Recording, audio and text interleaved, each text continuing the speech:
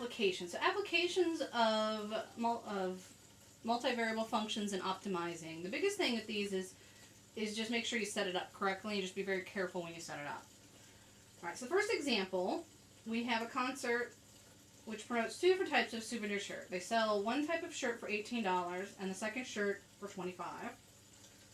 The total revenue then is the revenues generated from sales. So right, they sell X of the $18, they generate revenue there. And they also generate revenue when they sell the more expensive one, $25. And so we use the variable Y to represent those. And again, keeping things in mind that things are in thousands of units.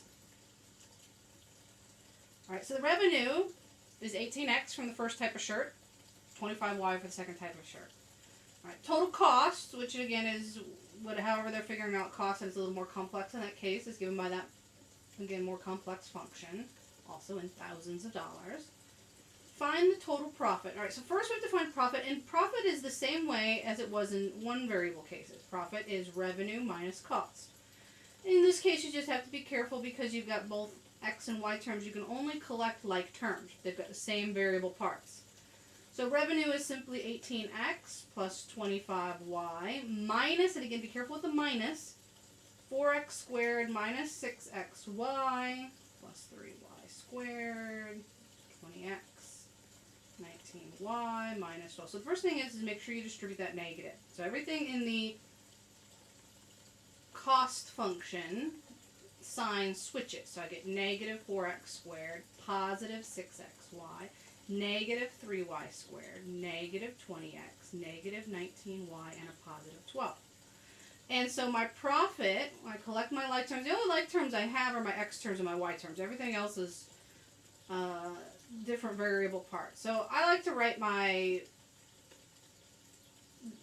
I'm going to write my square terms and mixed terms first. So negative 4x squared comes down, positive 6xy, negative 3y squared. And now I'll collect my first like term. So 18x minus 20x is going to leave me with a negative 2x. 25y minus 19y is going to leave me with a 6y. And then positive 12 at the end. Alright, so there is my profit function. That's step one, get the profit function.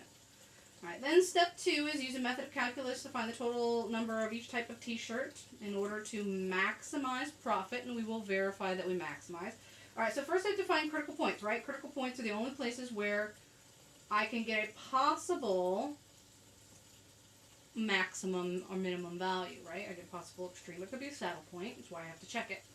Alright, so first order derivatives. First with respect to x, so negative 8x plus 6y zeroes out, minus 2, and that's it. Those are the only x terms.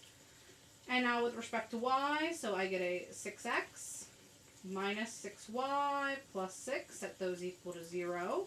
And you'll notice these are linear, so I can use a matrix. First thing in the matrix is, remember, reorder it. You have to have x first, then y set equal to the constant. So the first one, I have to move the 2 over. I get negative 8x plus 6y equals a positive 2, right, because I add 2 to the other side. And the other one, I'm going to subtract 6. So I get 6x minus 6y equals a negative 6. And again, now I put them in my matrix. You can solve it by hand too, and that's fine, but I think it's easier in the matrix because it does the algebra for you.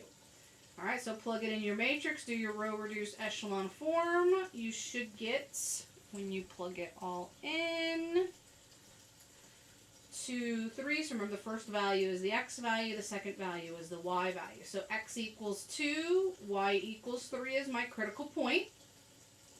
Alright, which remember represents the number of t-shirts in thousands of dollars. So remember, x represents the number of t-shirts sold at $18. So to either write out the word 1,000 or you can do 2,000. And then y represents the 25, 3,000, which again I'm just going to write out 1,000. Alright, what's the maximum profit? Well, you plug in your 2 and your 3 into your profit equation. So again, you go back to this original profit equation and you plug in your x equals 2, x equals 3, or y equals 3. And just be careful. Again, it's really easy to mistype one of your variables or misplug one in. Alright, when you plug them in, and remember that's also in thousands of dollars, it comes out 19,000. Alright, so if they sell $218 shirts, $319 shirt, or $25 shirts, they'll earn a maximum profit of $19,000. And then again, you should always verify that that actually was an optimum value and wasn't a saddle point or even a minimum. Again, most likely it is going to be, for our examples it will be. So remember, the d-test is you take the second order derivative with respect to x, the second order derivative with respect to y, minus the mixed derivative, that's squared. Since this was a linear case, those should all come out in numbers. And I'm just going to go ahead and plug them in when I find them. Alright, so I'm looking at the second derivative with respect to x. So I'm looking here, taking its derivative with respect to x, then with respect to y. So with respect to x again, I get a -8. So this comes out -8. With respect to y, comes out a +6. So that's this one, xy. And then with respect to y twice, so now I'm looking here, with respect to y twice, it comes out -6. Alright, so I get -8 times -6, which comes out +12. That is positive. So again, that just tells me it turns, right? That's the check that it is a turning point. Then I look at one of my XX or YYs. Again, we set it up XX. So -8 tells me it's concave down, so it turns down. So checks. Since it turns down, yes, it's a max. And not a saddle point or a minimum. Alright, so that's the first application example. I'm basically just going to do each application in a single video. So we'll pick up the next one in the next